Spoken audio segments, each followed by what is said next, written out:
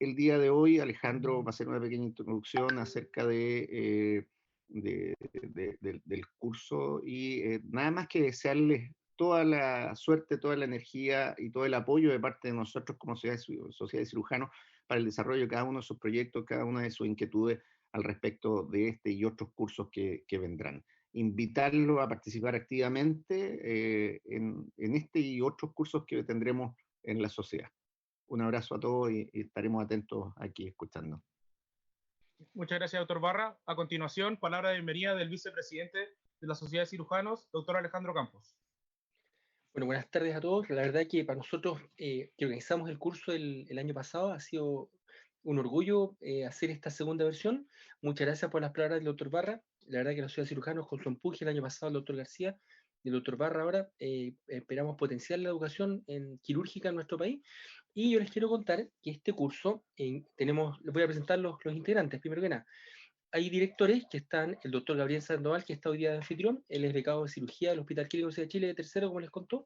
Está el doctor Marcelo Rojas, que es el otro director, él terminó recién la carrera de medicina en la Universidad de Chile, y Marcelo es el editor del libro de cirugía para pregrado, que es un libro que los que están en este curso también se lo vamos a entregar en forma gratuita, y de hecho gran parte del curso se basa en revisar los capítulos de este libro.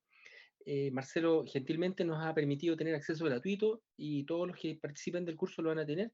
Este curso, como les decía, es totalmente gratuito. Los que estamos participando en él no dedicamos parte de nuestro tiempo, pero no es nada pagado, al contrario, es una afán de difundir la cirugía en nuestro país, básicamente. El otro director es el doctor Jorge Segovia, que terminó recién la carrera de medicina también en la Universidad de Chile. Tenemos varios colaboradores que son todos estudiantes de medicina. La doctora Catalina Díaz, que bueno, terminó recién también su carrera, el doctor Pedro Figueroa, la doctora Alessandra Jarufe, el alumno Alejandro Campos, Javier Toro, Macarena Viñuela, Paulo Herrada, Elisa Álamos, Matías Rifo, Francisco Viñuela, Matías Montesino, y un apoyo y gran amigo mío, que es el doctor Guillermo Martínez, que está cirujano actualmente de la Posta Central, que también participa en los cursos, y él va a estar a cargo del curso los días lunes de la Sociedad de Cirujanos de los recientes. También tenemos asesores docentes de gran prestigio, profesor Atila Chéndez y el profesor García del Hospital San Borja Herrera. Bueno, les quiero contar que en este curso hay 2.750 inscritos en estos momentos. Hay inscritos alumnos de 15 países, aparte de nuestro país de Chile. Así que la verdad es que hemos llegado lejos y esperamos, como le dijo el doctor Barra recién, que este año sea nuevamente un curso muy exitoso como el del año pasado, y vamos a entregar lo mejor de nosotros para poder que esto, en cuanto a la coordinación y con el apoyo de todos los que participan, tener un éxito rotundo. Muchas gracias, doctor Sandoval, por la palabra. Muchas gracias, profe. A continuación, palabra de bienvenida del profesor doctor Atila Chéndez. Muchas gracias, muy buenas tardes a todos. Es un enorme agrado estar nuevamente aquí presente, ayudando, ¿no es cierto?, y participando en este curso que realmente ha hecho historia. Este curso ha sido extraordinario el año pasado por la asistencia y la calidad, y como digo, ha hecho una historia muy importante que va a marcar el futuro de esto. Es realmente impresionante. Me encanta ver el enorme grupo organizador, todos trabajando con un enorme esfuerzo para organizar esto. Ya tienen más experiencia con ¿no es cierto?, con el curso del año pasado. Y este curso, como dijo el profesor Campos, está llegando a una cantidad enorme. Nunca habíamos tenido los congresos de cirugía máximo, por ejemplo, 1.000. Ahora tenemos 2.700 asistentes que están inscritos. Es como un congreso internacional. Cuando uno va a los congresos internacionales es así. Y además llega a numerosos países, lo que significa que la impronta que va a dejar, ¿no es cierto?, la Sociedad de Cirujanos chilena con este curso es realmente internacional. O sea, como digo, este curso está haciendo historia en la Sociedad de Cirujanos de Chile.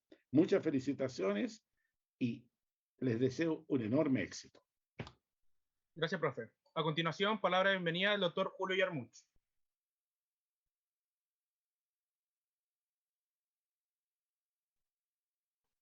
¿Tiene el micrófono activo el doctor? Sí, ahora sí. Bueno, yo no pensaba hablar, yo fui gentilmente invitado por el doctor Campos para estar como panelista, se lo agradezco, si en algo puedo ayudar desde nuestra posición, encantados, me sumo a las palabras de todos los que me han precedido, la verdad es que esto es inédito, lo que se hizo el año pasado y lo que se está haciendo este año es inédito en Chile y yo entiendo que también en América Latina. Tenemos el agrado de contar con amigos de muchos países de América Latina y eso la verdad es que debe llenar de orgullo a la sociedad de cirujanos. Espero que los estudiantes que estén presentes aprendan, que tengan más preguntas que las que tenían cuando comenzó la clase, porque esa es la esencia de aprender, hacerse cada vez más preguntas. Muchas gracias. Muchas gracias, profe. A continuación, palabra de bienvenida del doctor Jaime Ramón. Muy buenas noches. Tampoco estaba pensado decir algo. Les agradezco la invitación como panelista. La próxima semana voy a tener una participación más activa. Y en primer lugar, una reflexión. La pandemia de coronavirus ha puesto de cabeza al mundo, a la docencia médica y a la docencia de cirugía. El esfuerzo que ha realizado el doctor Campos y todo el grupo que aquí veo reflejado en el Zoom es extraordinario.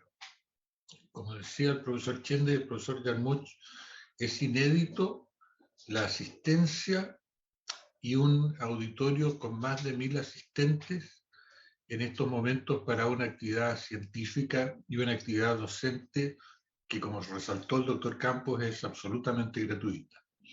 Es un esfuerzo de cada uno de los participantes y me alegro de ver tanta gente joven que está renovando el espíritu de la Sociedad de Cirujanos, el espíritu de la Universidad de Chile. Veo muchas caras conocidas, muchas caras que han pasado por nuestro centro y como siempre les dejamos las puertas abiertas para poder participar en las actividades de la universidad y nos sumamos a colaborar con esta extraordinaria iniciativa de la Sociedad de Cirujanos y les deseamos el mayor de los éxitos. Muchas gracias. Muchas gracias, profe. La clase de hoy es un tema global de la cirugía y de las patologías quirúrgicas, muy importante en el outcome y evolución postoperatoria de nuestros y nuestras pacientes, esencial para disminuir los eventos adversos en el perioperatorio. Tengo el honor de presentar al doctor Manuel Figueroa, cirujano digestivo, profesor asistente del Departamento de Cirugía Norte de la Universidad de Chile, quien nos brindará la clase de conceptos generales del pre- y postoperatorio. Como todas las semanas, el lector de las preguntas será un colaborador del curso y hoy nos ayudará en esta labor la doctora Alessandra Jarufe, alumna de tercer año de Medicina de la Universidad Católica, quien dirigirá la sección interactiva con las preguntas. Adelante, doctor Figueroa. Hola, ¿qué tal? Buenas tardes, buenas noches, como los podcasts. Les doy la bienvenida a esta primera clase inaugural. Para mí realmente eso es un honor poder participar y ser la clase que da puntapié inicial a este curso en su segunda versión. Muchas gracias a todo el directorio y a los colaboradores de este curso. Voy a poner presentar y compartir pantalla. Debe verse ahora en modo presentación. ¿Es efectivo? Así es. Estupendo. Déjenme poner el puntero láser. ¿Se logra ver el puntero láser rojo? Perfecto. Hasta así, sí, Manuel. Estupendo, ya. Antes de dar inicio a esta clase, quería saludar a las minorías de la audiencia. Como comentó el doctor Campos, son varios países, no solamente de Latinoamérica, sino también del mundo entero, que están conectados en este momento con nosotros. Así que saludo a Alemania, Canadá, España, Honduras, Costa Rica, México y varios otros países. Pero ellos son los que poseen, incluso algunos, un solo asistente, pero esperemos que estemos presentes todos. Y compartan el curso, compartan el conocimiento. Después las clases, al igual que la primera sesión, van a estar grabadas en el repositorio de la página web de la Sociedad de Cirujanos de Chile, a las cuales ustedes pueden acudir cuando deseen. Así que sin más retraso, vamos a partir. ¿Qué tienen que tener en cuenta cuando vean esta presentación? En primera instancia, identificar los puntos claves en la evaluación clínica antes de una cirugía. Obvio, parece evidente. Reconocer factores intraoperatorios que afecten la evolución postoperatoria. Eso es súper importante porque, como veremos más adelante, cada cirugía tiene un talón de Aquiles que puede precipitar complicaciones postoperatorias en la evolución del paciente. Y saber cuáles son los eventos adversos postoperatorios más frecuentes en determinadas cirugías, para que así de manera activa nosotros las vayamos a buscar. Es súper importante este antecedente porque, como veremos, los cuidados perioperatorios han generado un cambio de paradigma grosero hacia mejor en la evolución y el pronóstico de estos pacientes. ¿Por qué digo esto? En la década de los 60 y los 70, la mortalidad quirúrgica, por ejemplo, en una gastrectomía oncológica, era de alrededor de un 20, incluso hasta un 30% en algunas series. Hoy en día, esa mortalidad no es más del 1 a 2%. Y eso no es porque pasemos al punto distinto, porque tengamos necesariamente mejores materiales de sutura, sino porque los cuidados perioperatorios en su globalidad, por las distintas unidades de apoyo, así también como las quirúrgicas, permiten tener mejores resultados. Pero hay que tener consideraciones bastante transversales en toda la economía del cuerpo humano para poder tener estos resultados. Así que partamos. Bueno, evidentemente esta frase no la dijo Einstein, pero es muy importante entender que el grueso de esta presentación va a ir en términos de minimizar, anteponerse y lograr diagnosticar precozmente una complicación postoperatoria. Y la piedra angular de este concepto es que todo paciente, si es que está complicado de lo que se operó hasta que se muestre lo contrario. Es decir, si el paciente se operó de una lobectomía, o de una tiroidectomía, o de una colecistectomía, y está con fiebre en el postoperatorio, ese paciente no tiene fiebre porque quizá hizo una infección del tracto urinario, o hizo una telectasia, si es que no, o hizo una tromboflebitis séptica, por ejemplo, o una tromboflebitis superficial. Ese paciente se complicó de lo que se operó hasta que se demuestre lo contrario. Entonces, insisto en que es muy importante anteponerse al evento adverso postoperatorio, saber cuáles son los potenciales riesgos, para así poder diagnosticarlo precozmente, porque si estamos corriendo detrás del paciente, nunca vamos a llegar a tiempo. Partamos con la pregunta número 1. La va a leer Alessandra. El riesgo quirúrgico de un paciente está determinado por A. Capacidad funcional y riesgo de la cirugía. B. Edad del paciente y riesgo de la cirugía. C. Capacidad funcional y edad del paciente. O D. Tipo de intervención y tipo de herida operatoria. Tienen 10 segundos para contestar.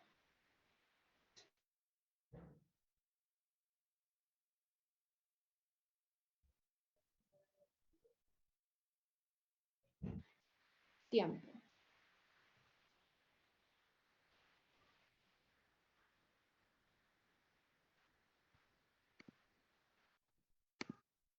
Perfecto. Bueno, el 55% de las personas respondió la respuesta correcta, que es la A, capacidad funcional y riesgo de la cirugía. Es importante entender que la edad del paciente no siempre se correlaciona con la capacidad funcional de los enfermos. Y el tipo de herida operatoria, la verdad que no siempre se correlaciona necesariamente con el resultado final. Mucho más importante que el tipo de herida operatoria es la capacidad funcional del enfermo. Y la mejor alternativa que congrega ambas es la alternativa número A. Este es el libro. Este es el libro desde el cual ustedes van a tomar como referencia bibliográfica para los restos de los temas del curso. Y en el capítulo número 2 ustedes van a ver que la primera imagen que van a encontrar es precisamente la respuesta a esta pregunta y el fundamento de por qué es lo correcto.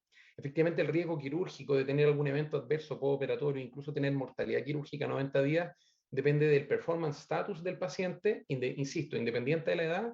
Una persona a 70 años, 75 o incluso 80 años puede ser un adulto mayor vigoroso, y una persona de 64, 63 años puede estar severamente secuelado por múltiples comorbilidades. Y a su vez también hay que considerar el riesgo de la cirugía, porque eso también es una piedra angular de los riesgos.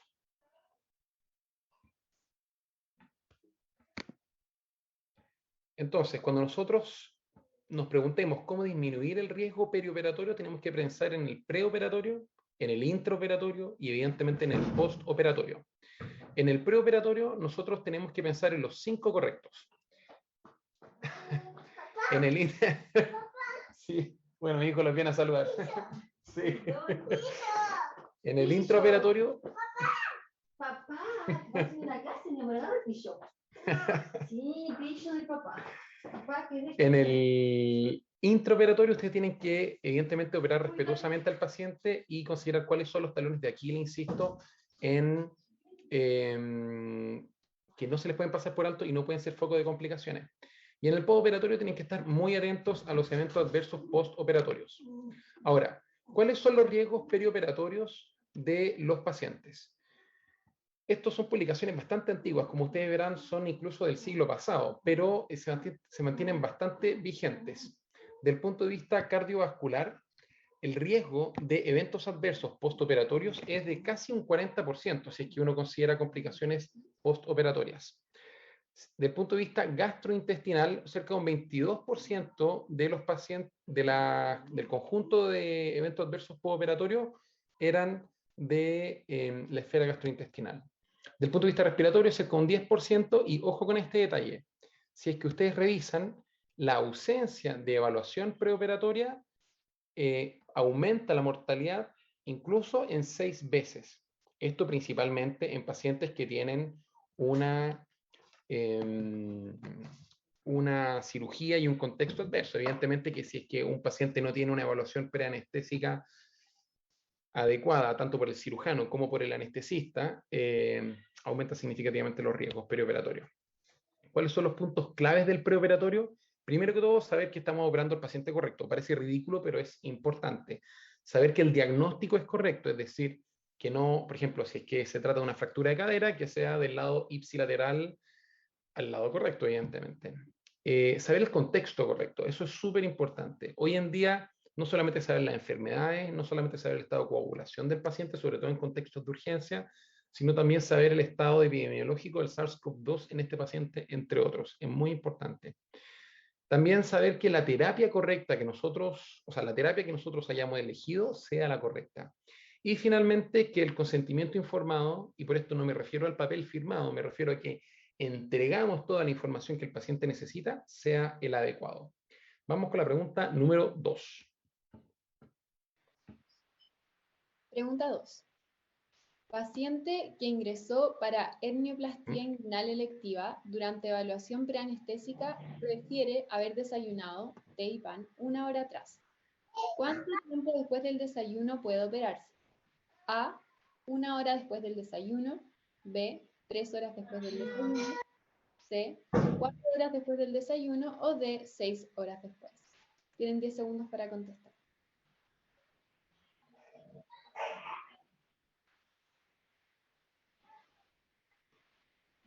Tiempo. Bueno, efectivamente, la inmensa mayoría, 66% de los que respondieron están en lo correcto. Acá lo importante saber es qué es lo que comió el paciente. Este paciente comió té y pan. Si hubiese sido solamente agua, como veremos más adelante, pueden un ayuno de 2 horas ser suficiente. Con los lácteos 4 y con alimentos sólidos más de 6 horas. Es lo que se requiere de ayuno. Entonces, puntos claves del preoperatorio. Hablemos del contexto. Los contextos de urgencia habitualmente conllevan a mayor morbilidad. Eso está súper estudiado y súper demostrado. No solamente porque las patologías en algunas ocasiones son más severas, sino porque el paciente no llega preparado, llega deteriorado, muchas veces llega en un shock séptico, entonces aumenta la morbimortalidad postoperatoria. Posteriormente, cuando uno analiza las comorbilidades, evidentemente que a mayor número de comorbilidades y riesgo cardiovascular, así como otras, aumenta significativamente las probabilidades de tener alguna complicación postoperatoria. Después, respecto a la coagulación, esto es clave, esto es trascendental. Si es que ustedes están pensando en tomarle exámenes, por ejemplo, en la consulta a un paciente, y no están seguros de si se va a tener que operar o no, pero ya le van a tomar exámenes de sangre, pídale exámenes de coagulación para no tener que pincharle una segunda vez. O si están en el contexto de urgencia y sospechan una apendicitis, de entrada pídenle prueba de coagulación. Es muy importante saber el estado de coagulación, porque nos puede llevar a complicaciones graves, ya sea por un tromboembolismo pulmonar, por ejemplo, en un caso de una trombofilia que puede ser incluso mortal, o en el caso, por ejemplo, de antiagregante o anticoagulante. En el caso de la aspirina, la verdad es que no genera un riesgo significativamente mayor, a diferencia, por ejemplo, del clopidogrel, que es realmente un escenario súper adverso cuando un paciente está tomando clopidogrel y tiene, por ejemplo, una apendicitis aguda o una isquemia mesentérica que requiere una cirugía de urgencia. No se puede revertir y los sangrados son bastante desagradables. La terapia anticoagulante oral puede ser revertida con plasma fresco, pueden utilizarse factor 7 activado, la cual la verdad que puede salvarnos de la instancia. El Xarelto también es un fármaco que es un anticoagulante nuevo y que hay que tenerlo en consideración sobre los tiempos de suspensión antes de una cirugía electiva.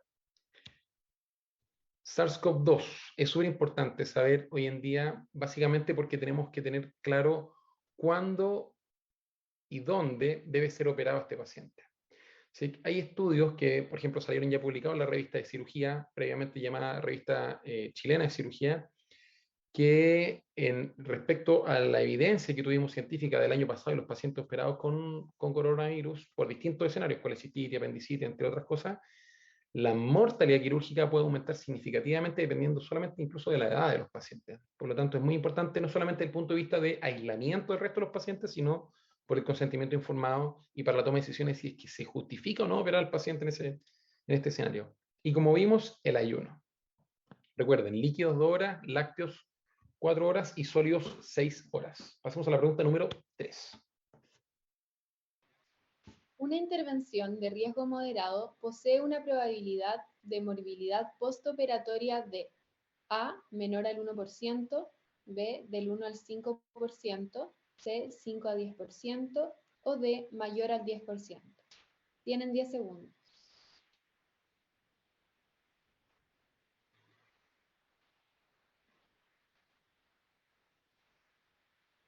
Tiempo. Ok, efectivamente, 57% de la audiencia que respondió está en lo correcto por definición de consenso. Estamos hablando una intervención de riesgo moderado, aquella que posee un riesgo de un 1 a un 5%. Las de riesgo bajo, por ejemplo, una nenoplastía inguinal, hoy en día una colecistectomía, son de riesgo bastante bajo. Riesgos moderados o incluso alto riesgo, evidentemente, las grandes cirugías abdominales, por ejemplo, o torácicas, en los cuales los riesgos exceden el 5% de tener eventos adversos postoperatorios, poseen esos porcentajes. Vamos a la pregunta número 4. Paciente normopeso con antecedentes de tabaquismo, 4 cigarros al día por 3 años, hipertensión arterial controlada con losartán y diabetes controlada con metformina. ¿Cuál es el diagnóstico ASA de este paciente? A, ASA 1, B, ASA 2, C, ASA 3 o D, ASA 4. Tienen 10 segundos.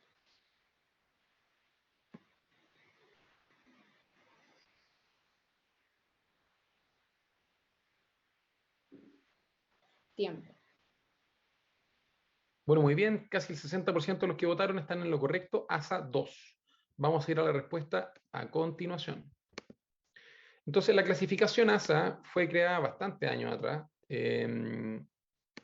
y como vamos a ver a continuación, existen 6 tipos de ASA. El ASA 1 es la persona totalmente sana, el ASA 2 es la persona que tiene alguna enfermedad sistémica leve, como por ejemplo hipertensión arterial o diabetes bien controlada y el paciente tiene una obesidad menor de tipo 3. El ASA 3 ya son enfermedades sistémicas severas. Por ejemplo, una diabetes con altos requerimientos de insulina, con terapia intensificada, que haya tenido accidentes cerebrovasculares, amputaciones, un obeso tipo 3 con un IMC sobre 40. El ASA 4 de aquella persona, por ejemplo, que tiene una fibrosis pulmonar y está constantemente en amenaza vital. El ASA 5 que está moribundo y el ASA 6 que está con muerte cerebral. A esto se le puede agregar la letra E en el contexto de urgencia. Y esto es una de las clasificaciones que es bastante sencilla y nos permite predecir el riesgo de morbilidad preoperatoria de manera bastante fidedigna en distintos estudios de manera interdisciplinar. Es decir, hay estudios que han visto que, por ejemplo, se lo hacen distintos anestesistas o distintas especialidades, pero tomando en consideración las clasificaciones, la correlación es bastante buena interobservador. Y así podemos ver que un ASA 1 tiene un riesgo cercano a un 4%, el ASA 4 cercano a un 40% y el contexto de urgencia puede ser incluso hasta un 70% de morbilidad postoperatoria. Desde el punto de vista práctico, ¿qué es lo que se tiene que llevar para la casa? Si es que tiene un paciente que está bastante descompensado y o es bastante obeso, es decir, mayor o igual a un ASA 3, pídale la evaluación preanestésica a un anestesista. Si es que la cirugía, porque la cirugía va a tener un riesgo alto. ¿ya? De alguna complicación. Pasemos a la pregunta número 5. Paciente con antecedentes de arritmia por fibrilación auricular en anticoagulación oral. Ingresa por colicistitis aguda necrótica y perforada contenida. Séptico con respuesta de reanimación con cristaloides. Dentro de los exámenes solicitados en urgencia destaca INR4. ¿Cuál es la conducta más adecuada? A. Operar inmediatamente. B. Reanimar y controlar INR en 6 horas. C. Revertir anticoagulación y operar. O D. Manejo médico de la colicistitis aguda. Tienen 10 segundos para contestar.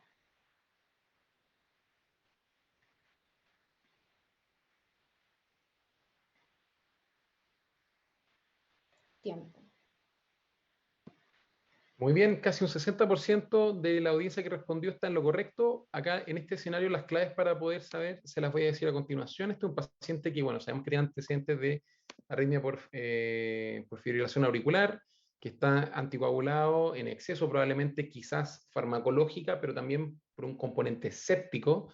Podemos ver que el INR aumenta en el contexto de una sepsis y que llega con una colecistitis aguda necrótica y perforada contenida. Séptico. No tiene un shock séptico porque el paciente respondió con cristaloide, pero tiene un cuadro quirúrgico que no puede ser manejado de forma conservadora. Entonces, por eso se descarta inmediatamente la alternativa número D. Operar inmediatamente asume más riesgos que beneficios, por lo que conversamos previamente, el riesgo de hemorragia. El INR4 puede ser un problema significativo, no quizás en el intraoperatorio inmediatamente tal, pero en el postoperatorio el paciente puede tener un hematoma, se puede infectar en este contexto y requerir eventualmente de otras intervenciones percutáneas o incluso quirúrgicas. Reanimar y controlar INR en 6 horas no está totalmente mal, pero es mejor la alternativa C, que requiere revertir anticoagulación y operar llevando de la mano con la reanimación. Ya, entonces, nuevamente, para no olvidarse, la trombofilia o la anticoagulación tiene que estar en su mente antes de ver un paciente quirúrgico. El ayuno es muy importante y el SARS-CoV-2 es imprescindible hoy en día en términos de el aislamiento, para saber a dónde tengo que hospitalizar el paciente, cuál es el riesgo perioperatorio que posee este paciente y para así poder desarrollar un consentimiento informado más idóneo. Antes de pasar con la siguiente etapa de la presentación, los quiero dejar cordialmente invitados a aquellos que no sean parte ya de una comunidad, en verdad, somos casi 12.000 personas de cirugía docente, pueden ingresar al Instagram, de verdad. Hay múltiples videos, hay casos clínicos, es bastante interactivo. Lo último que publicamos fueron las infografías para pacientes con patología esofagogástrica que son descargables gratuitamente de la página web y está constantemente con historia y bastante infografías que a ustedes les van a ser útiles. Recuerden, pueden meterse en Instagram y descargar o ser parte de la comunidad, ya somos casi 12.000. Ya, pasemos entonces a los puntos claves del intraoperatorio. Dejemos atrás el preoperatorio y vámonos a lo que nosotros quisiéramos. Acá es importante detectar los talones de Aquiles, ¿ya? Me refiero a riesgos intraoperatorios que nos predispongan a tener mayores sangrados o mayores infecciones, o por ejemplo nuestras suturas, que son foco de alguna debilidad por una potencial filtración. También las lesiones inadvertidas, por ejemplo, nerviosas o incluso viscerales, ¿ya? Cuando uno realiza una anastomosis, es muy importante preguntarse si es que hay alguna obstrucción distal al foco de anastomosis que nos puede precipitar una filtración de la misma y evidentemente preguntarse por la nutrición postoperatoria del paciente. Entonces, para quienes no sepan, esta estatua, la verdad es que es muy, muy bonita, es Aquiles muriendo en el Palacio del Aquiletón, en Corfú, que es una isla que está evidentemente en el mar Mediterráneo, en el mar Jónico. Muy, muy bonita. Y de eso se trata esta parte de la presentación, de los talones de Aquiles. Así que vamos con la pregunta número 6. Paciente cursando cuarto día post-apendicectomía abierta por peritonitis apendicular de 4 cuadrantes. Al examen físico posee frecuencia cardíaca de 110 latidos por minuto, frecuencia respiratoria de 21 respiraciones por minuto y temperatura de 38,2 grados Celsius. Aspecto sudoroso, abdomen distendido, sensible a la palpación de hemiabdomen inferior, herida operatoria sana. ¿Cuál es el diagnóstico más probable? A. Tromboembolismo pulmonar. B. Infección de herida operatoria. C. Pileflebitis séptica de la porta. O D. Colección intraabdominal séptica. Tienen 10 segundos.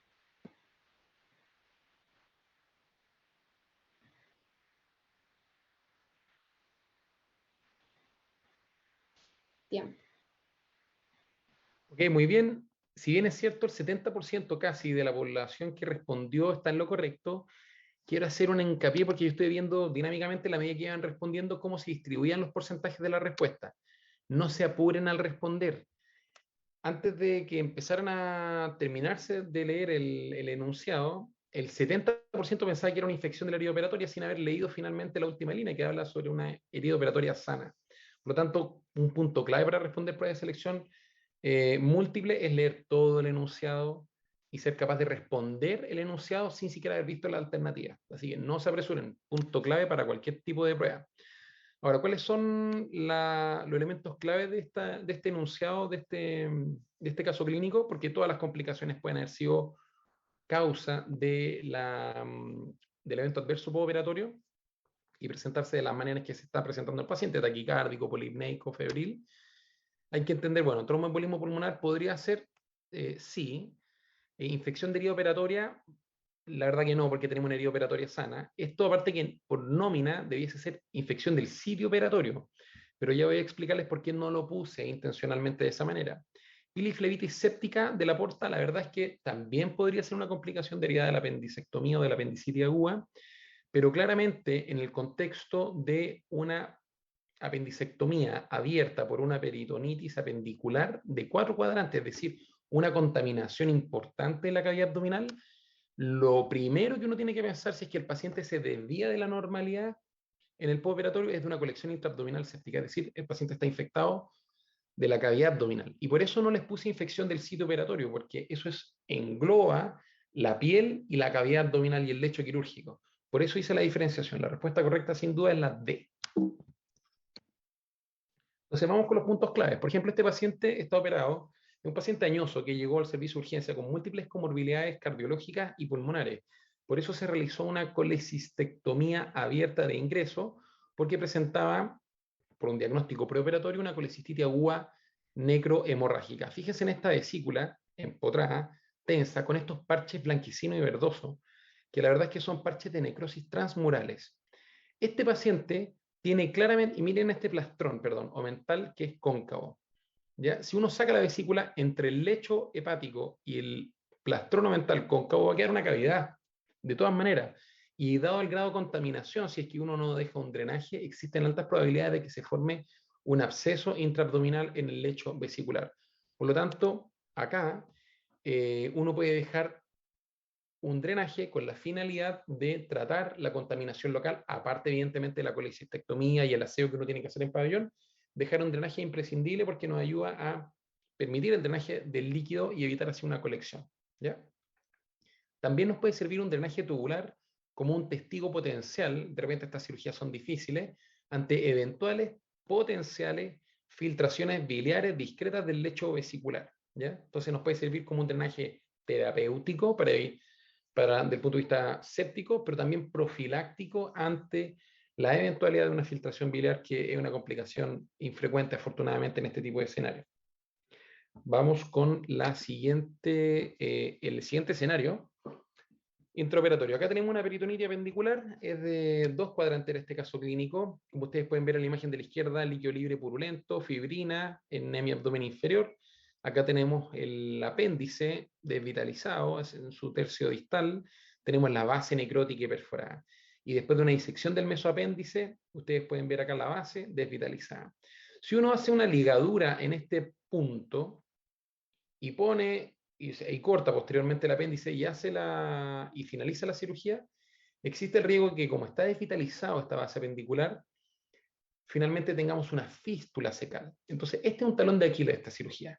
Cuando nosotros tenemos bases apendiculares necróticas, es importante, al menos, como siempre se debe hacer, seccionar en tejido sano. Y eso de repente incluye una tiflectomía parcial, es decir, resecar un poco de polo secal. Y eso nos va a permitir poder suturar en tejido sano y así disminuir el riesgo de una fístula secal. Ya estos pacientes claramente se fue con una tiflectomía del polo secal y se dejó un drenaje tubular como profilaxis, es decir, como un testigo potencial ante una eventual fístula cecal que afortunadamente el paciente no tuvo. Esta paciente, por ejemplo, una paciente de sexo femenino, cercano a 75 años, que había tenido un cáncer cervicuterino, por lo cual se le hizo una histerectomía hace varias décadas atrás y requirió una radioterapia con la morbilidad actínica que tenía la radioterapia hace varios años atrás y que ingresó por una obstrucción intestinal secundaria al daño actínico. Como ustedes pueden ver en la imagen de la izquierda, hay ovillos intestinales que de repente es difícil diferenciar dónde está el plano de disección entre uno u otro, y asas proximales dilatadas. La verdad es que tratando de avanzar y hacer una adherenciolisis para poder resolver la obstrucción intestinal, fue imposible hacerlo de manera segura para la paciente.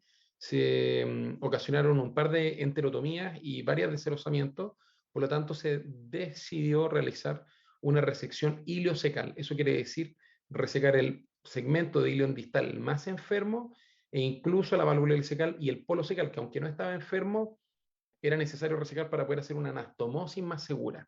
Pero ojo, esta anastomosis va a ser entonces entre el ilion distal, que quedó, y el colon ascendente. Esto es un punto que también es el talón de Aquiles y tenemos que estar pensando en 5 días más qué va a pasar con esa anastomosis. Si va a filtrar o no va a filtrar, si el paciente va a hacer un hilio postoperatorio o no, qué es lo normal en el postoperatorio de esta paciente.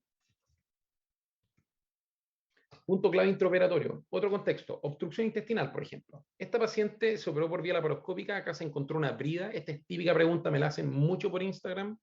La diferencia entre una adherencia y una brida es que la adherencia es tejido conectivo laxo. Imagínense una telaraña que comunica y fija un poco asas de intestino entre sí, o con el omento o con el peritoneo parietal. Esto es una brida porque es tejido conectivo denso y también puede comunicar omento o raíz del mesenterio con otra asa intestinal o con el peritoneo parietal. Y esto precipitó una obstrucción intestinal alta. Podemos ver el asa de I1 bastante dilatada y esta asa de ilion ya colapsada. Acá si uno manipula por vía laparoscópica de manera segura, no aumenta significativamente el riesgo de alguna perforación. Pero hay que tener algunos tips que se los voy a comentar en la siguiente diapositiva. El riesgo potencial de manipular bruscamente la asa dilatada es no solamente un cerosamiento, sino también de una perforación intestinal. Y eso es crítico porque puede generar un vaciamiento del quimo hacia la cavidad abdominal y una contaminación severa. Entonces, ¿qué opciones ustedes tienen? Una opción, esta no es un paciente que está obstruido, esta es una cirugía electiva en la cual nosotros estamos manipulando el intestino para que ustedes vean cómo habitualmente uno lo realiza. Uno genera tomas grandes, gentiles y cuidadosas de toda la asa intestinal. Si esto uno lo hace en obstrucciones intestinales con asa dilatada, corre el riesgo de deserosar el intestino o perforarlo incluso, lo cual aumenta significativamente el riesgo de morbimortalidad postoperatoria. Por favor, ténganlo en consideración. Entonces uno se pregunta, bueno, ¿cómo yo manipulo el intestino si tengo ese escenario? Bueno, lo que pueden hacer es tomar gentil y cuidadosamente el mesenterio, de no desgarrar un vaso. Y así ustedes evitan tomar el asa intestino dilatada. Hay que ser muy cuidadoso de no lesionar arcadas vasculares. Otra opción es, por ejemplo, utilizar las pinzas, los grasper, como elementos romo y hacer avanzar el intestino de proximal hacia distal, y así uno se evita este tipo de riesgos. ¿Es más tedioso? ¿Es más demoroso? Sí, pero es más seguro también. Y lo que más importa es la seguridad del paciente. Vamos con otro talón de Aquiles, por ejemplo. Este paciente se está operando por un reflujo gastroesofágico. Ustedes pueden ver la crura. Este es el pilar derecho, este es el pilar izquierdo. Este es el esófago intraabdominal. Acá estamos retrayendo el cardias y el estómago hacia la izquierda y hacia cefálico. Y acá ustedes están viendo el vago posterior. Esto es un punto clave en esta cirugía cuando uno está tratando de hacer el cierre de pilares y posteriormente la fundoplicatura.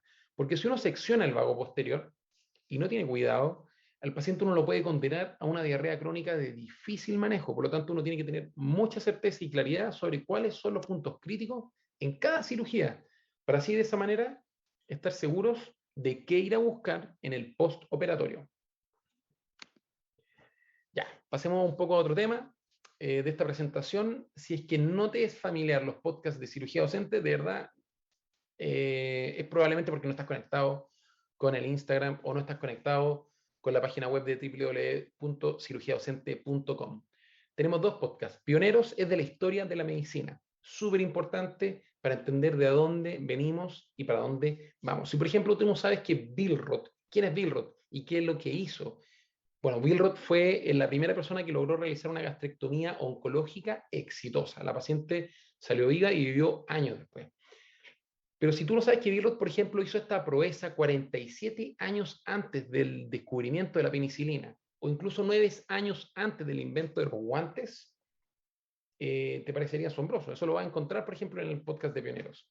O si tú no sabes, por ejemplo, que el inventor de los guantes quirúrgicos, el doctor Halsted, lo hizo básicamente como una propuesta amorosa a su arsenalera, que era finalmente la enfermera jefa Pagani con quien se casó posteriormente. Bueno, eso lo vas a encontrar en Pioneros. Son detalles bastante sabrosos de la historia. Y lo otro, por ejemplo, también entre cirugías es el podcast de las patologías y el quehacer quirúrgico. Tenemos múltiples patologías quirúrgicas, son tocadas en podcast de un ambiente informal de unos 30 minutos y ustedes los pueden encontrar en Apple Podcast, Google Podcast o Spotify. De verdad, se los sugiero intensamente. Así que pasemos a la pregunta número 7. Paciente ingresa a servicio de urgencia con diagnóstico de obstrucción intestinal por hernia femoral estrangulada de 48 horas de evolución. Al examen físico, región femoral derecha aumentada de volumen, muy dolorosa, con piel eritematosa. Los exámenes de laboratorio muestran PCR 350, leucocitos 23.000 y una PCR SARS-CoV-2 positiva. ¿En qué debe fijarse atentamente? A, si operarlo por vía abierta o laparoscópica. B, si puede recibir tratamiento médico. C, las medidas de aislamiento en el postoperatorio que debe tener. O D, las indicaciones de alta para control ambulatorio. Tienen 10 segundos.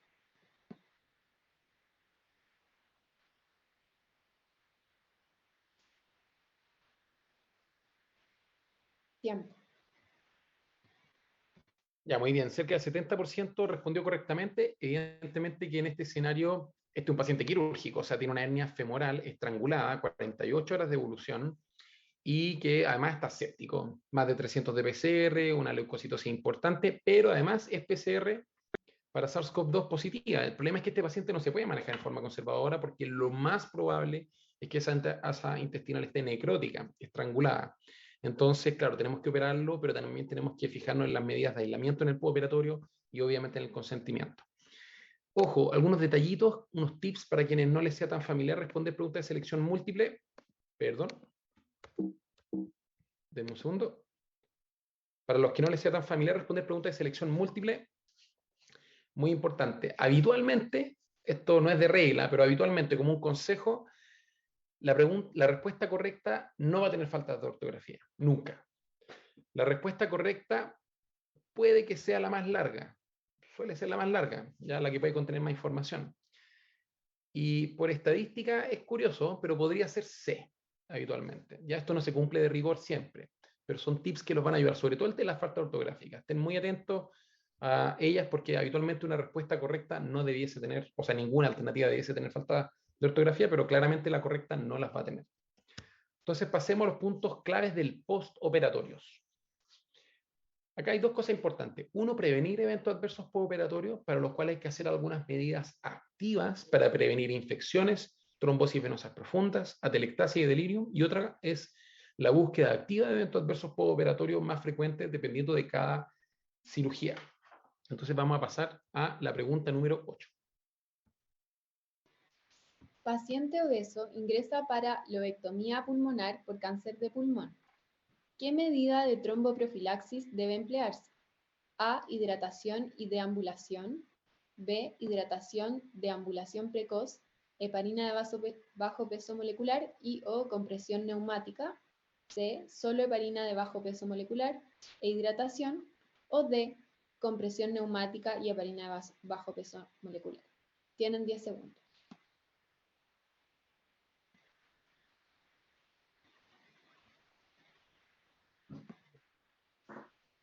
Tiempo. Excelente, 85% está en lo correcto. Acá hay varias claves para responder bien, en verdad. El paciente obeso, punto 1, factor de riesgo para trombosis venosa profunda. Punto 2 es un paciente que tiene un cáncer de pulmón. Ya es un factor predisponente de riesgo para trombosis venosa profunda o tromboembolismo pulmonar. Y aparte tiene una cirugía difícil, que pueda hacerse por vía toracoscópica, pero independiente de eso, es larga la cirugía. Y la convalecencia en el postoperatorio también lo predispone a mayor riesgo de tromboembolismo pulmonar, por lo tanto hay que tener todas las medidas necesarias, como las que están mencionadas en el enunciado B. Vamos a la pregunta número 9. Paciente octogenario ingresa por obstrucción intestinal con sufrimiento de asa. Requiere estadía en unidad monitorizada. ¿Qué cuidado particular debe tener este paciente por sobre otros en la misma situación? A. Profilaxis no farmacológica del delirium. B. Antibiótico profilaxis. C. Tromboprofilaxis. O D. Prevención de atelectasias con espirometría de incentivo. Tienen 10 segundos.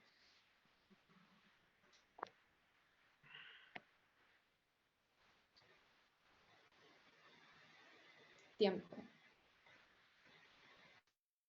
Estuvo interesante, estuvo más peleado esta vez. 42% está en lo correcto. Efectivamente, profilaxis no farmacológica al delirium es lo que hay que estar muy atento en los octogenarios. La antibiótico profilaxis en todo paciente quirúrgico es un punto clave, por lo tanto no es lo distintivo. La tromboprofilaxis, en este caso en particular, no significativamente. Y la prevención de atelectasias con espirometría de incentivo, bueno, mira, acá se nos escapa una E mayúscula, tiene una falta de ortografía, no es la correcta, pero aparte, como vamos a ver a continuación, tiene alguna evidencia científica bastante interesante, ¿ya? Así que vamos a las medidas de prevención para eventos adversos del postoperatorio. Entonces, como les dije previamente, lo que a nosotros nos va a interesar es prevenir infecciones, trombosis venosa profunda o tromboembolismo pulmonar, atelectasias y delirium. Vamos con las infecciones.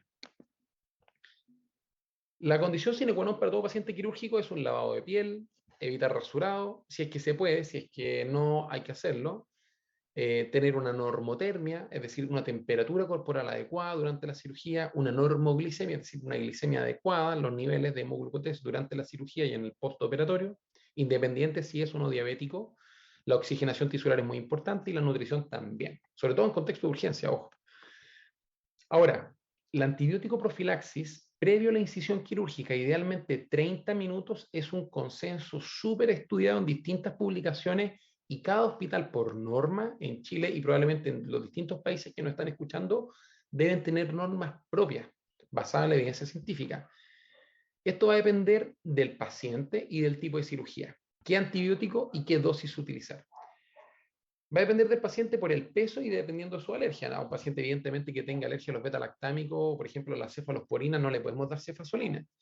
Y no es lo mismo operar a un paciente de una hernia inguinal, por ejemplo, o de una lobectomía o una tiroidectomía que de una, por ejemplo, un aneurisma cerebral o una lobectomía cerebral. Entonces, es importante tener esas consideraciones. Clásicamente, cefasolina 2 gramos, 30 minutos, endovenoso, antes del primer corte de piel, es lo estandarizado para cirugía abdominal habitualmente, o cirugía general.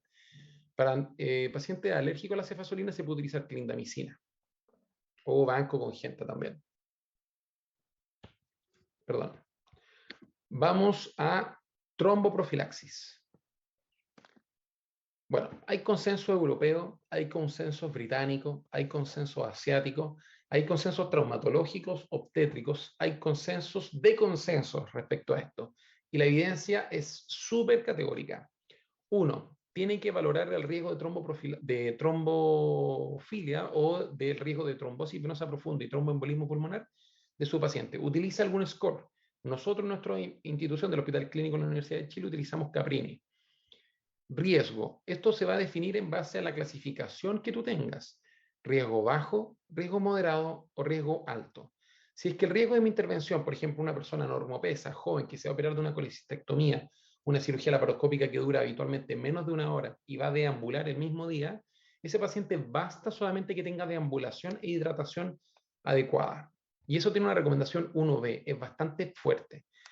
Si el paciente tiene un riesgo moderado, ojo, fíjense, tiene que evidentemente tener la medida mencionada previamente y la heparina de bajo peso molecular evidencia 2B, es bastante moderada el nivel de evidencia, ¿ya? Pero si el riesgo es alto, como el caso clínico que vimos en la pregunta previa del paciente oncológico con lobectomía, claramente requiere todo lo anterior, heparina bajo peso molecular, con un nivel de evidencia 1B, es decir, es fuerte, y o medidas de compresión mecánicas, intraoperatorias también. Ese nivel de evidencia también es bajo, en verdad, o moderado al menos. Esto es bastante interesante. ¿Cuánto tiempo administrar estas medidas en el paciente? La inmensa mayoría de los artículos y los consensos dicen que al menos 7 días, incluso después de la cirugía, incluso al alta después, 7 días. Y con una evidencia bastante más moderada, es decir, 12, durante solamente la hospitalización. Esto hay que considerarlo bastante, sobre todo en pacientes bariátricos, porque pese a toda la evidencia que hay de cirugía bariátrica, no hay consensos internacionales en pacientes de cirugía bariátrica. Y probablemente uno debiese anticoagular, o sea, anticoagularlo de manera profiláctica, no anticoagularlo de manera formal, sino hacer una tromboprofilaxis con heparina bajo peso no molecular, por lo menos unos 7 días. ¿Cuánto utilizar? Habitualmente, si vamos a utilizar enoxeparina, habitualmente 1 miligramo por kilo, una vez al día. Si vamos a utilizar dalteparina, habitualmente son unos 100 unidades por kilo, es decir, si yo peso 70 u 80 kilos, debiese recibir 7.000 u 8.000 unidades de heparina al día, al menos. Acá en la izquierda, abajo, nosotros tenemos a Franklin Delano Roosevelt y Winston Churchill, grandes héroes aliados de la Segunda Guerra Mundial, representando los consensos americanos y el consenso europeo, que ustedes pueden ver en la referencia de esta diapositiva.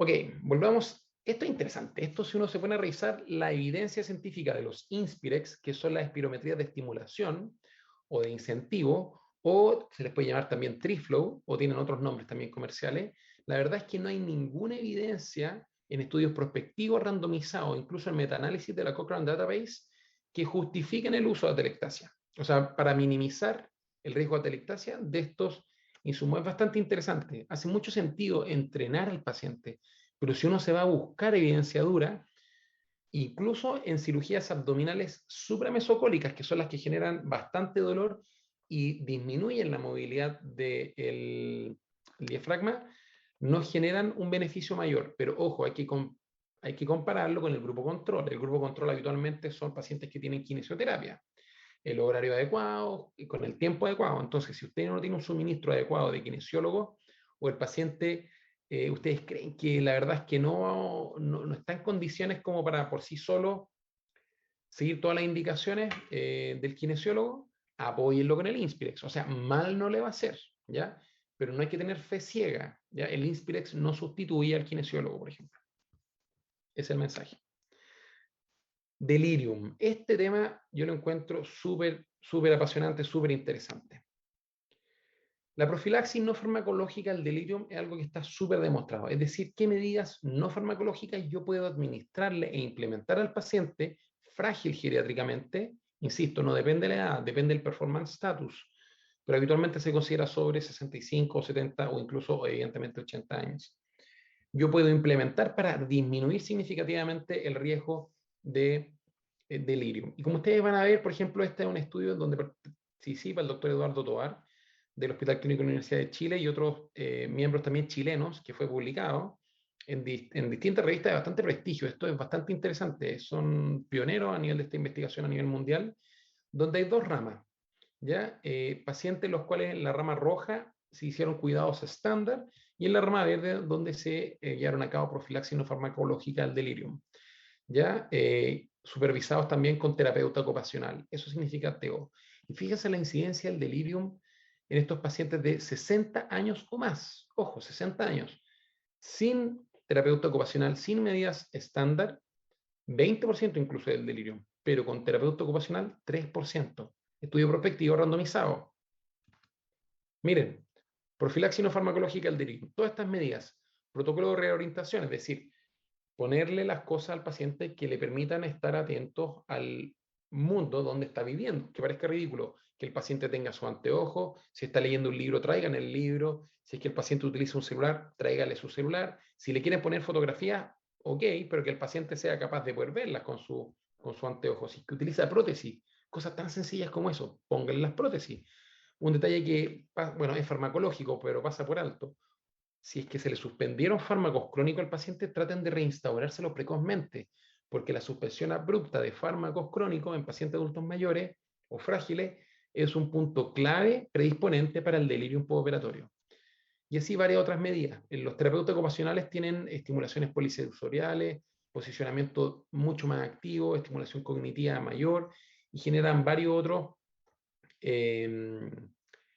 avances. El doctor Antonello Pena, que es anestesista del Hospital Clínico de la Universidad de Chile, está llevando un FONIS, cuyo nombre y número en verdad está especificado en esta referencia bibliográfica, precisamente respecto a esto, que estamos esperando a que salgan los resultados. Así que ahí vamos a ver cómo nos va. Ok, entonces sigamos. Ya vimos la prevención de los eventos adversos en el postoperatorio. Vamos a la búsqueda activa de eventos adversos en el postoperatorio. Esto es clave. Bueno, la mayoría de las cosas que hemos dicho en la presentación han sido claves, pero en verdad esto es realmente importante porque una búsqueda activa va a minimizar el hecho de que lleguemos tarde. Si llegamos tarde, cuando el paciente ya está febril, séptico, muy choqueado, el pronóstico está sellado. La idea es detectar esto precozmente. Entonces, eventos adversos postoperatorios pueden ser quirúrgicos como una hemorragia, una fístula, infección del sitio operatorio, una evisceración, obstrucciones intestinales, hernias incisionales, por ejemplo. O puede ser médica, como una telectasia, una trombosis venosa profunda, un TEP, un delirium, un infarto por miocardio, arritmia, infecciones del tracto urinario. Preguntas claves cuando ustedes estén evaluando una posible situación de un evento adverso postoperatorio. Primero se tienen que hacer estas 5 preguntas, imprescindibles. ¿De qué fue operado el paciente? Recuerden, el paciente está operado, o sea, está complicado de lo que se operó hasta que se demuestre lo contrario. Segundo, ¿cuándo fue operado el paciente? Esto es súper importante porque dependiendo de cuándo se operó, vamos a poder pensar en determinados eventos adversos. Por ejemplo, una infección jamás se va a presentar en las primeras 24 horas, porque tenemos que darle tiempo para que el paciente se infecte si es que se va a infectar. Por el contrario, las hemorragias sí se pueden presentar en las primeras 24 horas. Entonces, la temporalidad nos permite clasificar los eventos adversos postoperatorios, como vamos a ver en unas presentaciones, unas diapositivas más adelante. La tercera pregunta, ¿qué te hace sospechar a ti un evento adverso postoperatorio? El paciente taquicárdico, el paciente febril, el paciente polipneico, o que está con dolor, o que tú lo ves diaforético, raro, distinto. Tienes que creer en tu juicio clínico, en el aspecto clínico del paciente. Pero cuarta pregunta, muy importante, ¿cuál es el síntoma cardinal? Uno de repente se deja llevar por sus ideas, pero tienen que creerle al paciente. Si al paciente lo que más le complica es la falta de aire, bueno, descarten lo que corresponda, ¿ya? Y la última pregunta es cuán grave está tu paciente, si está choqueado. Hay distintas escalas, como por ejemplo Apache, SOFA, entre otras, que nos permiten saber a dónde llevar al paciente. Si el paciente no está tan complicado y se puede manejar en sala, perfecto, pero si el paciente está choqueado o está bastante deteriorado, mejor bájenlo a una unidad monitorizada. Vamos con la pregunta número 10 y última pregunta de esta presentación. Paciente operado de apendicitis aguda con necrosis de la base apendicular y drenaje al lecho apendicular. Al 5.º día postoperatorio, el paciente está febril y con dolor abdominal. ¿Qué debiese realizar en la evaluación y o manejo del paciente? A. Solicitar pabellón para cirugía de urgencia. B. Solicitar angiotac de tórax. C. Solicitar TAC de abdomen y pelvis con contraste endovenoso. O D. Solicitar ecografía abdominal. Tienen 10 segundos para contestar.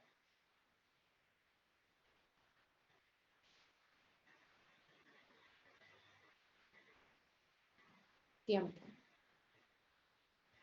Súper interesante la respuesta. 50% está en lo correcto. Evidentemente hay que solicitar un TC de abdomen y pelvis con contraste endovenoso. Interesante que casi un 40% respondió ecografía abdominal. Si bien es cierto, es más barato, lamentablemente en el contexto postoperatorio, la ecografía nos va a mostrar solo meteorismo intestinal. Un poco de líquido libre que sabemos que va a tener el paciente, pero no nos va a permitir ver todo lo que queremos ver, descartar todas las posibles complicaciones que queremos descartar, retroperitoneales, de los 4 cuadrantes. Entonces, de verdad, en el paciente postoperado, la mejor respuesta es un escáner. ¿Ya? Entonces, esta es la cronología de los eventos adversos postoperatorios. En la línea, en la flecha, en verdad, azul arriba tenemos la temporalidad, 0 días del postoperatorio, primer día, segundo, tercero, cuarto, quinto, séptimo, décimo, meses, años. Y acá abajo en la tabla de color más pálido, color piel, color un poco naranja, tenemos distintos procedimientos: apendicectomía, colecistectomía, hernioplastia, una IRCP, gastrectomías, hepatectomías, por poner algunos ejemplos, pancreatodenectomía. Entonces, es importante entender que en las primeras 24 horas, si el paciente está taquicárdico o está raro, está sangrando. No hay ninguna otra complicación. Está sangrando. ¿Ya? Eso es el primer día. Si ya pasamos cerca del cuarto o quinto día, lo que tenemos que pensar es que el paciente tiene una filtración de alguna de las suturas que hicimos, si es que realizamos alguna sutura, de alguna anastomosis, por ejemplo, o del muñón apendicular, o una infección del sitio operatorio, es decir, por ejemplo, el paciente que les comenté en el ejemplo de la colicitis aguda necrohemorrágica, el paciente que se operó por vía abierta, o, por ejemplo, evisceraciones. Una evisceración al cuarto o quinto día es infrecuente, la verdad, y hablo un poco de técnica quirúrgica, que no fue la más idónea, pero se puede presentar. Tromboembolismo pulmonar y TEP se pueden presentar desde el primer momento, en verdad, pero claro, pueden presentarse también al séptimo o al décimo. Meses después de la cirugía pueden haber obstrucciones intestinales. Pueden también estenosis de anastomosis o úlcera de boca anastomótica, y años hernias incisionales o hernias internas también. Esto es súper dinámico, esto no es una norma absoluta, pero es para que se hagan una idea. Y así, cada cirugía tiene su posible complicación. Por ejemplo, la apendicectomía hay que estar atento a la fístula del muñón, una fístula cecal al quinto día postoperatorio. La colecistectomía, ojo, podemos tener una coledocolitiasis residual, una lesión de vía biliar, un bilioma, varias complicaciones. La hernioplastia, hematomas, torsiones testiculares, infección del sitio operatorio y así distintas complicaciones para cada procedimiento. Entonces uno quisiera de repente saber si es que existe alguna calculadora de riesgo perioperatorio para poder hacer un poco de mejor consentimiento informado a los pacientes con certeza absoluta. Y la verdad es que sí, si ustedes se meten al NSQIP del American College of Surgeons, el link está acá abajo. Ustedes van a desplegar esta presentación donde ustedes pueden poner el nombre de su cirugía y rellenar todos los datos del paciente. El rango etario, el género, el performance status, si es o no una urgencia, el ASA y todos los factores que ya hemos conversado. Y eso les va a dar, por ejemplo, en un escenario hipotético, en el caso que yo le subí los datos al paciente, distintas complicaciones, por ejemplo, complicaciones serias, cualquier tipo de complicación, neumonía, alguna complicación cardíaca, una infección del sitio operatorio, de distintos porcentajes.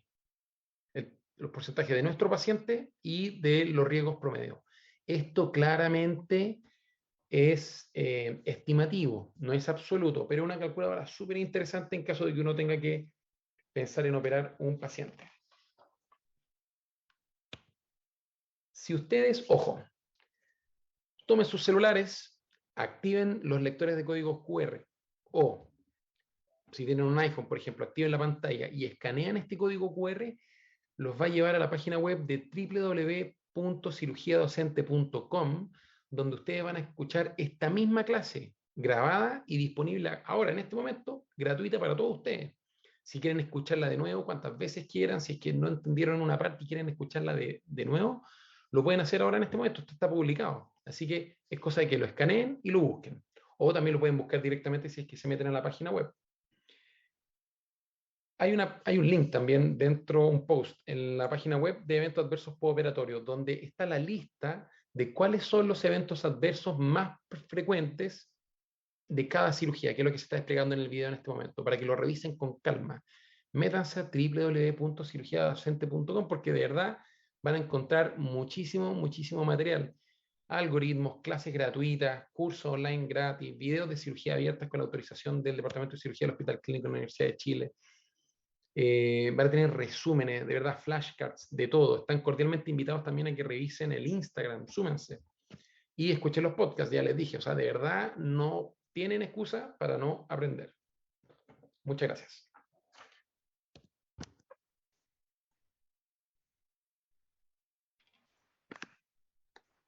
Felicito y agradezco al doctor Figueroa por esta muy interactiva, concisa y docente presentación, donde abarcó toda la gama del manejo perioperatorio y los puntos claves de este, con tips muy claros y precisos. A continuación, damos la palabra al profesor Atila Chendes, doctor Julio Yarmuch, doctor Jaime Rababor, doctor Alejandro Campos y doctor Marcelo Barra para los comentarios, y luego 3 preguntas de la audiencia al doctor Figueroa.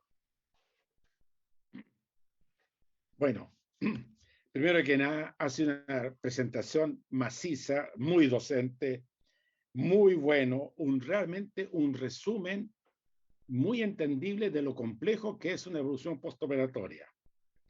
Yo solamente quiero dejarles dos frases que resumen todo esto que habló el doctor Figueroa.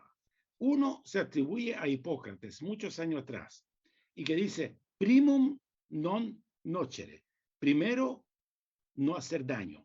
Siempre es muy importante, al tratar a un paciente, al hacer una cirugía o un tratamiento médico, pero en este caso la cirugía, siempre hay que pensar en esto que parece tan obvio, pero que resume todo esto. Primum non nocere. Y en segundo lugar, bueno, una frase mía que yo he enseñado a mis alumnos hace mucho tiempo, y que se refiere a que si un paciente presenta una complicación, hay que conocer, ¿no es cierto?, las complicaciones que ocurren en esta particular cirugía, y siempre lo más frecuente es lo más probable que ocurra el paciente. Siempre va a ser eso. Es lo que sí es muy importante, y un consejo final, que cuando haya una complicación, no hablen de complicación, hablen de efectos adversos. Porque si hablan de complicación, tanto la familia como el paciente inmediatamente va a decir, esto es culpa del doctor, es una cosa de aquí. Pero efecto adverso no, así que les sugiero eso, que lo hagan. Felicitaciones, doctor Figueroa, por esta magnífica presentación. Gracias, doctor. Gracias, profe. Doctor Yarmuch. Bueno, me sumo a la felicitación al doctor Figueroa. Fue una clase muy didáctica. Se nota que él ha hecho cursos de docencia y los aplica en sus clases.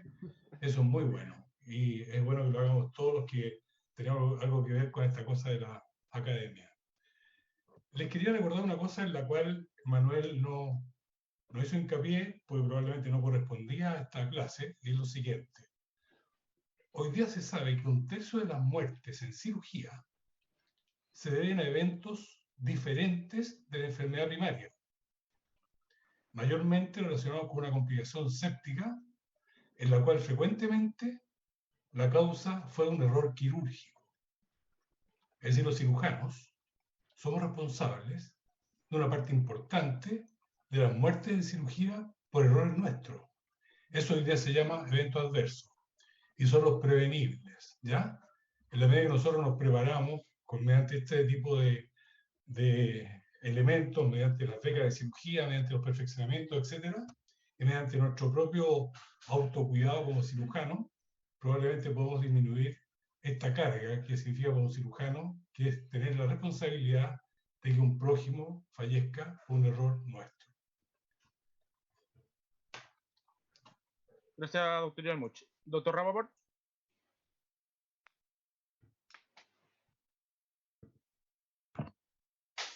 Recuperé la voz. En primer lugar, quiero felicitar a Manuel por su brillante exposición. Ha hecho una síntesis extraordinaria de pre- y postoperatorio y una reflexión para los colegas jóvenes. Cuando uno parte en la carrera quirúrgica, lo que uno quiere es operar, operar y operar. Pero ya cuando uno ya está llegando al final de su carrera quirúrgica o mira para atrás y se ha amontonado un montón de años, algunas reflexiones pudieran ser útiles. El éxito de una cirugía va a partir en la primera entrevista o en la primera consulta del paciente. Y ahí darse el tiempo para escucharlo, darse el tiempo para investigar sus comorbilidades. Y que no sea un simple trámite, el paciente llega con una ecografía con colelitiasis, se va a la colestectomía laparoscópica y que pase el siguiente. Sino que compenetrarse con el paciente, estudiarlo bien, hacerle una anamnesis adecuada, invertir algunos minutos que van a ser de alta rentabilidad en el postoperatorio. Si les merece duda alguna sintomatología, pedir las evaluaciones complementarias que necesite el caso, pedir el concurso de la opinión de un especialista si el paciente tiene una diabetes descompensada, si es un hipertenso de difícil manejo, si tiene antecedente de taquiarritmia, etcétera, etcétera. No duden en pedir ayuda a otra persona, ¿no? Es imposible hoy día que un solo individuo maneje todo el conocimiento médico. Se publican más de 50.000 revistas por mes, es imposible ni siquiera leerse los títulos de todos ellos. Así que yo les recomendaría que hagan un esfuerzo fuera de aprender a operar bien, aprender a manejar bien un eventual efecto adverso, de invertir algunos minutos en la primera entrevista que tengan con su paciente para poder hacer una adecuada evaluación y poder evitar algún efecto adverso. Yo siempre les comento a mis colegas jóvenes un caso dramático, que es un enfermo referido portador de una hemofilia, en que el documento en el cual se hacía la interconsulta no hacía ninguna referencia a esto. Y si no es porque el acompañante del paciente da el dato de la hemofilia, habría sido muy difícil poder detectarlo en el periodo operatorio y habría sido una catástrofe en el posoperatorio.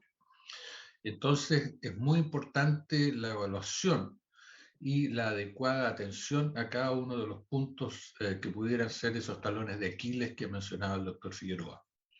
Termino felicitándolo nuevamente porque su presentación fue extraordinariamente brillante. Muchas gracias por la oportunidad de haber participado. Gracias, doctor Rappaport. Doctor Campos. Bueno, también, al igual que mis predecesores, felicito al doctor Figueroa, muy buena su presentación. Tenemos que recordar que, bueno, en este curso que está dirigido a estudiantes de la salud, tuvimos hoy día más de 2.000 asistentes, lo cual se asemeja a la audiencia que tuvimos el año pasado. Y tenemos no solo estudiantes de medicina, estudiantes de otras carreras, de enfermería, hay TENS, hay profesionales también, de kinesiólogos, etcétera. Así que creemos que esto ha cumplido plenamente los objetivos por lo menos de esta primera clase en cuanto al tema. Pasemos a las preguntas, Gabriel, que es lo que sigue. ¿Está el doctor Barra, profe? Perdón, el doctor Barra. Profesor Barra. Gracias. Oye, mira, yo me sumo a todas las felicitaciones a Manuel, porque la verdad que fue una clase magistral en la línea del tiempo de lo que es el manejo pre, intra y postoperatorio en la prevención, sobre todo de las complicaciones. La cirugía tiene mucho de sentimientos que uno genera con el paciente y con la familia. Sentimientos que uno tiene que salvaguardar y no tener culpa frente a algo que hizo o no hizo. Y ese no tener culpa está en el prevenir eventos adversos. Y eso se hace, como decían previamente, con una muy buena historia, tomando en cuenta las comorbilidades del paciente, con un manejo intraoperatorio gentil de los tejidos y con una muy buena comunicación con el equipo, pero por sobre todo estando atento a prevenir las complicaciones en el postoperatorio y que, como ustedes se dieron cuenta, no son cosas difíciles, no es difícil hacer la prevención del delirio, no es difícil hacer la prevención de la enfermedad tromboembólica, no es difícil hacer la prevención de complicaciones respiratorias o ventilatorias en el postoperatorio. Y eso se hace en base a constancia y en base a disciplina quirúrgica, como en algún momento también lo mencionó el doctor Chendes y muchos de la gente del J, que es el compromiso que uno obtiene, que tiene en el postoperatorio con el paciente. El paciente necesita una visita diaria, el paciente necesita al menos una visita diaria, el paciente necesita el compromiso de un equipo y el compromiso de su cirujano en el postoperatorio. Y este curso que está dirigido a estudiantes de la salud, los estudiantes de la salud son parte del equipo quirúrgico, son parte del equipo de salud en nuestro país y en todas las partes del mundo. Así que, por favor, la invitación además a que se sientan parte de eso y que se sientan responsables de cada uno del manejo de sus pacientes en el postoperatorio también. Muchas gracias, doctor Barra. A continuación, preguntas del auditorio, doctor Figueroa. Pregunta Constanza Lemus, ¿qué tanto aumenta la mortalidad perioperatoria con el SARS-CoV-2? Es importante. Ese estudio está publicado, como les digo, en la revista chilena de cirugía o actualmente revista de cirugía. Se ingresan a revista de cirugía.cl. Van a ver que poblaciones sobre 65 años la mortalidad es sobre 20%. Incluso en pacientes menores 10%, lo cual es bastante significativo. Estamos hablando, por ejemplo, de un paciente que ingresa por una apendicectomía, pero llega con SARS-CoV-2 y resulta que finalmente termina falleciendo por las complicaciones del SARS-CoV-2, una neumonía organizativa, tromboembolia pulmonar y no por las complicaciones de la apendicectomía. De verdad los dejo cordialmente invitados a que revisen la página web de la revista de cirugía, revistacirugía.cl. El artículo es gratuito, ustedes es open access. Ustedes ingresan ahora y le hago, por favor, es una medida de poder difundir el conocimiento. Esto es súper importante. A ver, déjenme tratar, perdona, es que estoy en tiempo real metido, entonces los puedo compartir la pantalla. Estoy ahora en la página web revistacirugía.cl y este es el landing page. Y ustedes van a tener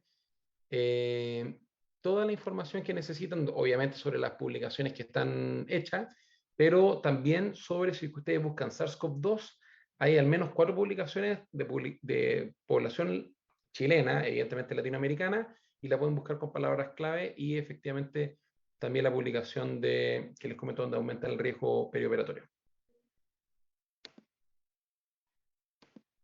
Perfecto. José Saavedra pregunta, ¿cuánto se demora en revertir la anticoagulación y con qué se revierte? Eso es bien importante. Como les digo, si es que el paciente, ojo, aspirina no es anticoagulación, es antiagregación. El clopidogrel no tenemos cómo revertirlo. Si el paciente tiene terapia anticoagulante oral, por ejemplo, acenocumarol, que es lo más frecuente que nosotros vamos a ver, podemos hablar con el anestesista, ver cuán anticoagulado está el paciente, si es que esto es por dosis o es por sepsis. Porque si es por dosis, claramente lo que hay que hacer es revertirlo y retrasar la cirugía. Pero si es que el paciente está choqueado séptico, no solamente tenemos que revertirlo, sino que también tenemos que resolverlo quirúrgicamente de manera oportuna, porque la sepsis va a seguir. Entonces, el plasma fresco, ahí hay que verlo bien, en verdad, con los anestesistas, porque también depende, no podemos sobrecargar los pacientes que tienen insuficiencia cardíaca, pasarle mucho volumen endovenoso para sobrecargarlo, eso le puede traer algún evento adverso. Y depende, como les digo, algún grado, cuán anticoagulado está el paciente.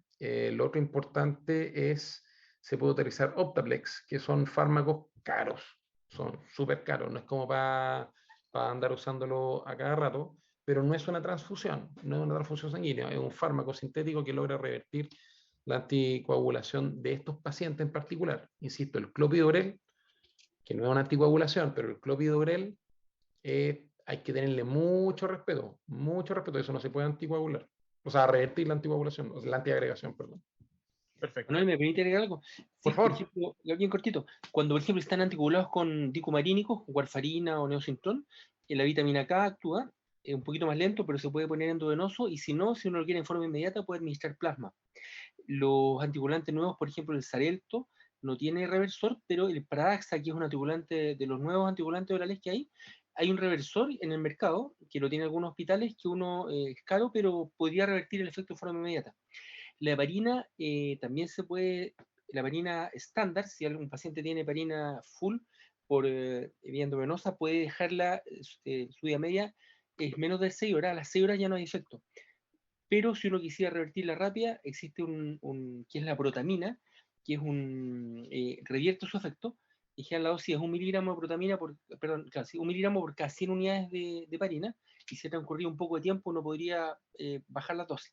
La verdad que cada anticoagulante, si uno requiere hacer un efecto, una intervención quirúrgica, por ejemplo, por así decirlo, en forma pronta, la mayoría tienen reversores, la protamina, la heparina, los anticoagulantes orales, vitamina K, etc. Los nuevos, algunos no tienen. Las heparinas de bajo peso molecular, específicamente, ayuda algo la protamina, pero no tienen tampoco uno específico. Pero dejando los tiempos de acción, administrando plasma, eso tiene factor de coagulación. Y como decía muy bien Manuel, los antiagregantes plaquetarios como el clopidogrel o la aspirina, en general, podría ser con agregados de plaquetas, porque estos tienen un efecto a nivel plaquetario, y la vida media de la plaqueta son 7 días. Entonces, si uno quisiera en forma crónica, o dejarle perder el efecto, tendría que esperar 7 días para operar a nuestros pacientes. Pero si lo quiere en forma aguda, uno podría administrar plaquetas para tratar de revertir su efecto en algo por lo menos. ¿Ya? Gracias, Miguel. Y por último, Javier Arcos pregunta, en pacientes con tromboprofilaxis por FA, ¿qué valor de INR es el indicado para operar, pero que no interfiera con su patología de base? Doctor Figueroa. Perdón, entonces en un paciente con FA, la tromboprofilaxis, porque ese paciente con FA debería estar anticoagulado, en teoría. Perdón, con anticoagulación. Perfecto. Sí. O sea, ¿Qué un valor paciente sería con, indicado? un paciente con un INR bajo 2, la verdad que no tiene un riesgo significativamente mayor de una complicación hemorrágica, o sea, que amenace la vida del paciente. ¿Ya? Habitualmente estos pacientes, como les digo, como los puse en el enunciado de la pregunta, llegan con un INR en 4, 3, 6, de repente llegan en 6. Entonces, claro, uno tiene que reanimar al paciente, ver el estado cardiovascular, si es que podemos pasar suficiente volumen, hablar con el anestesista, ver el mejor momento y idealmente tenerlo bajo 2. Bajo 2, en verdad, uno opera no al paciente. Perfecto. Nuevamente felicito al doctor Figueroa y a la doctora Jarufe por esta excelente presentación. Y a continuación, palabras de cierre del doctor Alejandro Campos y el cierre final. ¿Podría decir una cosita? Perdón, Perfecto. última cosita. Oiga, les quiero dar gracias por la instancia nuevamente. De verdad, para mí fue un honor y un placer. Y el principal termómetro, para que sepan lo gusto que está la gente, yo creo que la vitrina de Instagram es insuperable hoy en día. La cuenta de cirugía docente creció en 500 personas y está lleno de comentarios de mucha buena onda, de mucha solidaridad, de verdad, muchas gracias a todos los que mandaron mensajes, los que compartieron en su historia la presentación. Y sé que algunas personas tuvieron problemas porque escanearon el código QR, trataron de ingresar a la página web y les arrojó un error. Lo lamento, pero probablemente la cantidad de personas que trató de entrar saturó el servidor y transitoriamente tuvieron el problema. Yo me metí ahora recién y efectivamente funciona, así que métanse nomás, van a encontrar la clase gratuita y múltiples otras clases, así que de verdad es un éxito el curso. Gracias, Manuel. Bueno, yo le quiero dar las gracias a todos los asistentes, al profesor Chendes, al doctor Barra, que a través de la Sociedad de Cirujanos nos ha permitido todo el apoyo tecnológico junto a todos los directores y los alumnos. El doctor Barra ha sido, al igual que el doctor García el año pasado, han sido muy importantes en tratar de promover y difundir, como les decía, la cirugía a nivel nacional. Y como parte de la Sociedad de Cirujanos de Chile, ese es uno de nuestros objetivos y lo logramos el año pasado y vamos a continuar este año en la misma senda. Le agradezco su asistencia. La próxima semana viene la clase de materiales de sutura, una clase bien interesante, la hace el profesor Jaime Rapoport, que es profesor titular de la Universidad de Chile y director del Departamento de Cirugía del Hospital Clínico de la Universidad de Chile. Así que esperamos tener una asistencia tan buena como la de ahora. Eso, básicamente. Gabriel, no sé el doctor Barra, no sé si quiere decir algo antes de cerrar. Está silenciado, doctor Barra. Agradecerles nuevamente a todos ustedes y sobre todo felicitarlos por la tremenda asistencia que tenemos a este curso. Perfecto. Nuevamente agradecemos al doctor Figueroa. Le recordamos el tema de la siguiente clase, cicatrización y materiales de sutura, que será realizada por el doctor Jaime Rapoport durante la semana. En el Instagram, @CIE_salud, publicaremos la bibliografía respectiva. Muchas gracias de nuevo por la altísima participación. Muy buenas noches. Que tengan una muy buena semana. Muchas gracias, Gabriel, por tu de anfitrión. Gracias. Buenas noches a todos. Chao, chao. Chao. Muchas gracias a todos. Chao, buenas noches.